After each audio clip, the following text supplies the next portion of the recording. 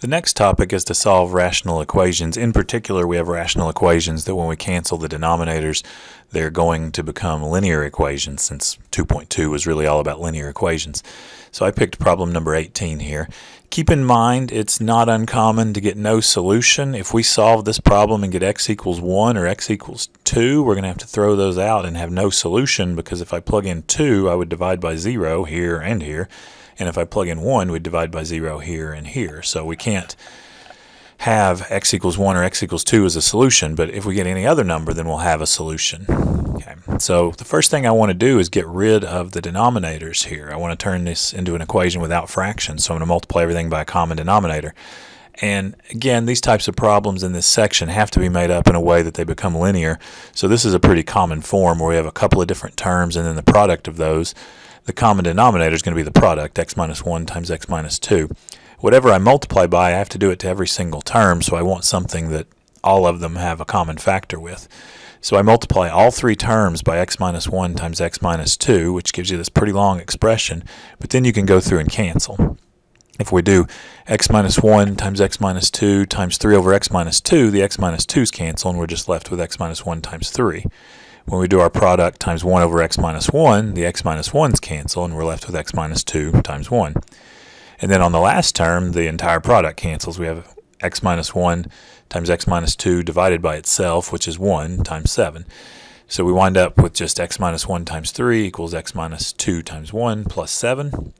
And we can distribute the 3, and of course if we multiply by 1, we just get x minus 2 on that term, but we get 3x minus 3 equals x minus 2 plus 7.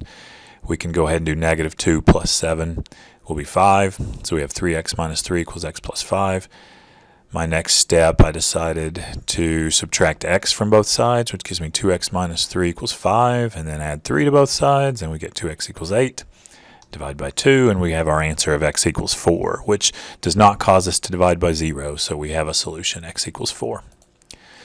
Okay, next topic. We started specifically studying linear equations, straight lines when we graph them. So a lot of things with slopes and lines. So find the slope-intercept equations of lines given 2 points or 1 point in the slope. So I'm going to do an example here where we're given 2 points. If you were given 1 point in the slope, half the work is already done because you already have the slope. So here's one where we're going to have to find the slope.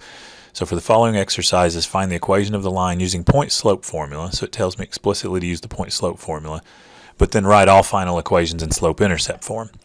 So I have my 2 points, in this case, negative 3, 10, 5, negative 6, and we're going to use our slope formula, difference in y's over difference in x's. So we do y2 minus y1 over x2 minus x1. Again, those are just labels. You can start with either point you want, but you have to be consistent. I decided to do negative 6 minus 10, then I had to do 5 minus negative 3 on the bottom in that order. So my y minus y to negative 6 minus 10, and then 5 minus negative 3 in the denominator, which works out to be negative 16 over 8, or we divide that out and get negative 2. So we have a slope of negative 2, and now we have 2 points.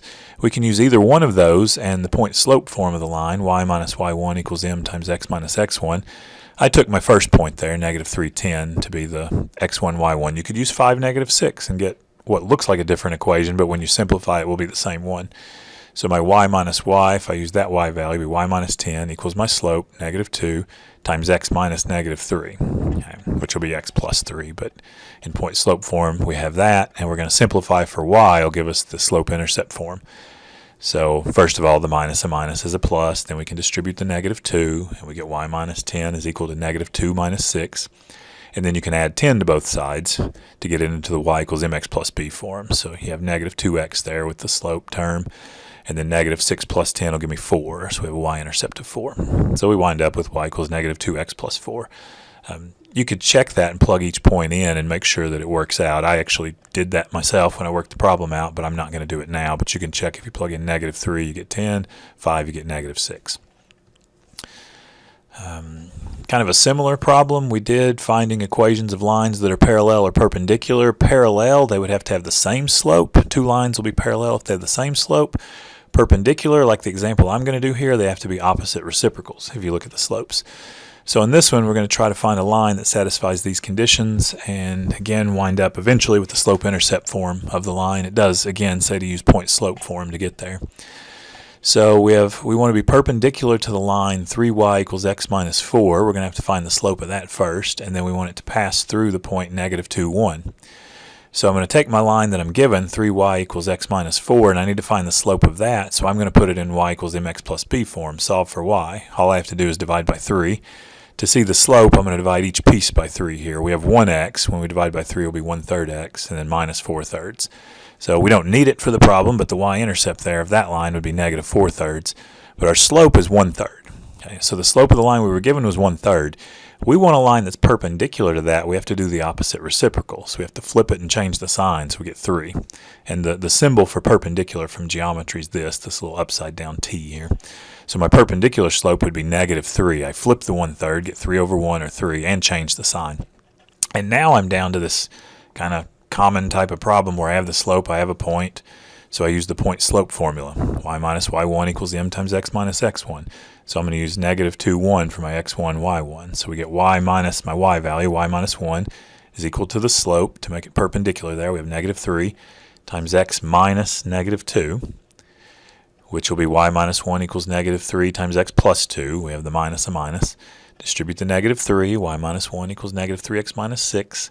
And then finally add 1 to both sides, and we have our line, y equals negative 3x minus 5. And you can verify if you plug in negative 2, you're going to get 6 minus 5 is 1, so it goes through negative 2, 1. And its slope is negative 3, which will be perpendicular to the 1/3.